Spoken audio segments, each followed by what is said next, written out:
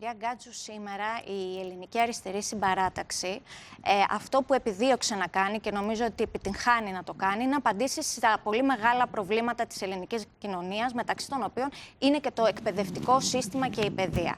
Εδώ υπάρχουν συγκεκριμένες παραδοχές. Ποιες είναι αυτές?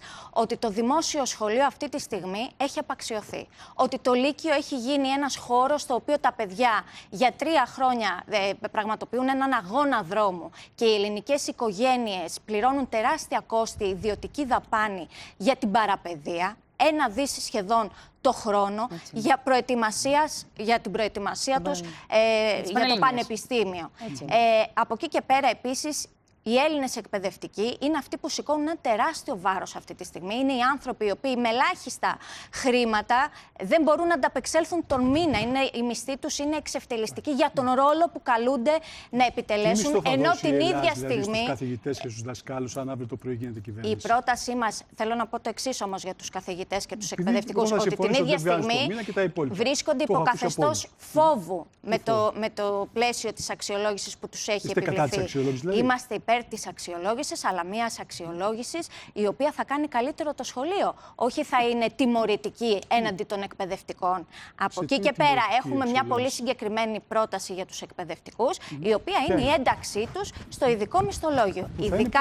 Ειδικότερα τα ποσά θα τα αναφέρει ο Αλέξης Τσίπρας στη Διεθνή Έκθεση Δεύτερο, της αυτό που σας ρώτησε η κυρία Κάτζου.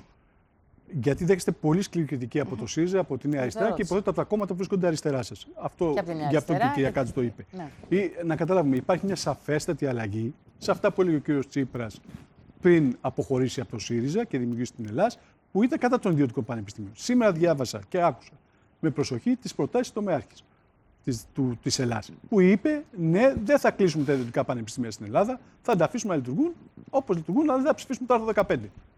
Είναι αυτή η θέση πλέον της Ελλάδας. Πρώτη στο μέλημά μας για εμάς είναι η θωράκιση και ενίσχυση του Δημοσίου Πανεπιστημίου. Δεν θα προχωρούσαμε ποτέ, σας απαντώ αμέσως, δεν θα προχωρούσαμε ποτέ στην ίδρυση των ιδιωτικών πανεπιστημίων. Ωστόσο, δυστυχώς, αυτή τη στιγμή, με τις αποφάσεις της συγκεκριμένης κυβέρνησης της Νέας Δημοκρατίας, η οποία αντιλαμβάνεται την παιδεία ως εμπόρευμα στην πραγματικότητα, και το είδαμε αυτό με τον νόμο Πιερακάκη, αλλά και Κεραμέως που θίγει και άλλα ζητήματα σε σχέση με το αυτοδιοίκητο, υπάρχει μια τετελεσμένη κατάσταση. Εμείς αναλαμβάνουμε μια ευθύνη απέναντι στην ελληνική οικογένεια, απέναντι στα παιδιά. Ερχόμαστε να αναμορφώσουμε το πλαίσιο με τροποποίηση του νόμου Πιερακάκη και Κεραμέως, ακριβώς για να διασφαλίσουμε ότι θα υπάρξουν μεγαλύτερες εγγυήσεις και δικλείδες σε σχέση με τα ιδιωτικά πανεπιστήμια και ότι θα παρέχουν υψηλού επίπεδου και ποιότητας εκπαίδευση. Διότι υπάρχει ένα τετελεσμένο και προκειμένου να υπάρχει ασφάλεια δικαίου, κατόπιν και της απόφασης του Συμβουλίου της Επικρατείας, αναλαμβάνουμε αυτή την ευθύνη απέναντι στον ελληνικό λαό.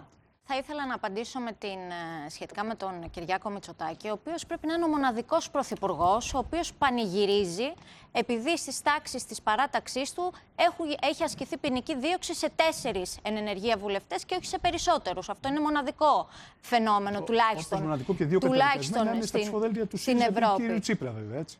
Με συγχωρείτε, δεν σας άκουσα, κύριε Ελευθερόπουλο. Και καταδικασμένοι. Ναι. Αμετάκλητα από την ελληνική δικαιοσύνη, ήταν υποψήφιοι όταν ο κύριος Τσίπρας ήταν πρόεδρος του ΣΥΡΙΖΑ. Αυτό. Τι θέλετε να πείτε με αυτό? Δεν θέλω να πω, την πραγματικότητα. Εδώ υπάρχει μια ποινική δίωξη εν ενεργεία βουλευτών. Δεν είναι καταδίκη. Επίσης, δεν είναι καταδίκη, αλλά να πούμε και το εξής, κύριε Ελευθερόγλου, ότι το άρθρο του Συντάγματος το 86 περί ευθύνης υπουργών, πώς έχει εργαλειοποιηθεί από την ελληνική κυβέρνηση, έτσι ώστε να μην προχωρήσουν διώξεις και η έρευνα της Ευρωπαϊκής Εισαγγελίας σε σχέση με υπουργούς της ελληνικής κυβέρνησης. Έχει αποτελέσει η ελληνική κυβέρνηση μια ταφόπλακα με την πλειοψηφία της, όπως μας έλεγε ο κύριος Γεωργιάδης, έτσι ώστε να μην προχωρήσει η έρευνα. Δεν μιλάω για την καταδίκη, αλλά βλέπουμε εδώ και την αντικειμενικότητα της Ευρωπαϊκής Εισαγγελίας, που όταν διαπίστωσε ότι δεν υπάρχουν ενδείξεις, αρχαιοθέτησε για τις υπόλοιπες υποθέσεις. Αυτή είναι ένας ευρωπαϊκός θεσμός που διαβάλλει η ελληνική κυβέρνηση με κάθε ευκαιρία. Άρα, από εκεί και πέρα. Στις τοποθετήσεις περί εγκληματικής οργάνωσης, συμμορίας και των υπολείπων αναφορών, κάτι γνώμη σας? Για αυτές συζητάγαμε, αν βοηθάνε σε τοξικότητα ή όχι. Κύριε Ελευθερόπουλο, Σιδερόγλου, εγώ θα τοποθετούμε σε σχέση με τις εκφράσεις και με τον τρόπο που τοποθετείται η Ελλάς. Η Ελλάς, λοιπόν, έχει κρατήσει μια πολύ συγκεκριμένη στάση σε ό,τι αφορά την ενεξελίξη διαδικασία και του ΟΠΚΠ.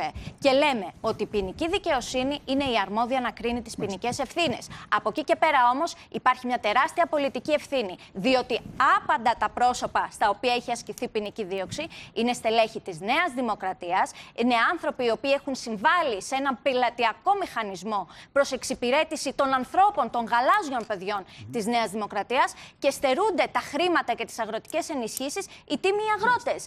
Αυτό το πλαίσιο μας το περιγράφει η ίδια η Ευρωπαϊκή Εισαγγελία στην ανακοίνωσή της. Δεν τα λέει η αντιπολίτευση. Ποια είναι η θέση του κόμματος σε ό,τι σας αφορά. υπέρ το να πάει Θα με αφήσετε να τοποθετηθώ, γιατί έχετε όχι? μιλήσει αρκετά Ποια και είναι η δύο. θέση του Αν μου κόμματος επιτρέπετε, σας? σε ό,τι αφορά τον αδονισμό, είναι μια κεντρική πια πολιτική γραμμή της κυβέρνησης. Αυτό είναι σαφές και από τον ίδιο τον Πρωθυπουργό. Η τοξικότητα και ο διχασμός. Ο κύριος Γεωργιάδης έλεγε ότι ο κύριος Τσίπρας είναι ο βρωμερότερος των βρωμερών. Αυτό δεν είναι τοξικότητα. Ο κύριος Μητσοτάκης ήταν αυτός που έλεγε ότι ο πατριωτισμός είναι για τον Αλέξη Τσίπρα ξένη λέξη.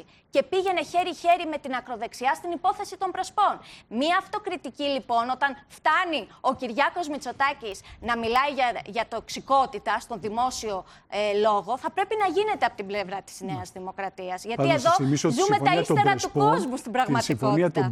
Σε ό,τι αφορά τον ΟΠΚΠ, η Ευρωπαϊκή Εισαγγελία, όπως είπα και πριν, έχει εκθέσει ένα οργανωμένο σχέδιο απάτης το οποίο έχει εντοπίσει, το οποίο έχει τελεστεί με πολύ συγκεκριμένους τρόπους. Μας μιλά για παρεμβάσεις στις διοικητικές διαδικασίες, για παρεμβάσεις στους επιτόπιους ελέγχους, για εκ των υστέρων αλλίωση στοιχείων, για ψευδείς βεβαιώσεις, για απόκρυψη πορισμάτων, για τα οποία καταδικάστηκε ο κύριος Μελάς της Νέας Δημοκρατίας, μιας και αρέσκεται η Νέα Δημοκρατία και τα κυβερνητικά στελέχη να μιλούν για καταδίκες. Καταδίκη είναι, για παράδειγμα, και της κυρίας Ασημακοπούλου. Το τεκμήριο αθωότητας να το σεβόμαστε, αλλά και απ' την άλλη, μέχρι την δευτεροβάθμια εκδίκαση και την αμετάκλητη εκδίκαση των υποθέσεων.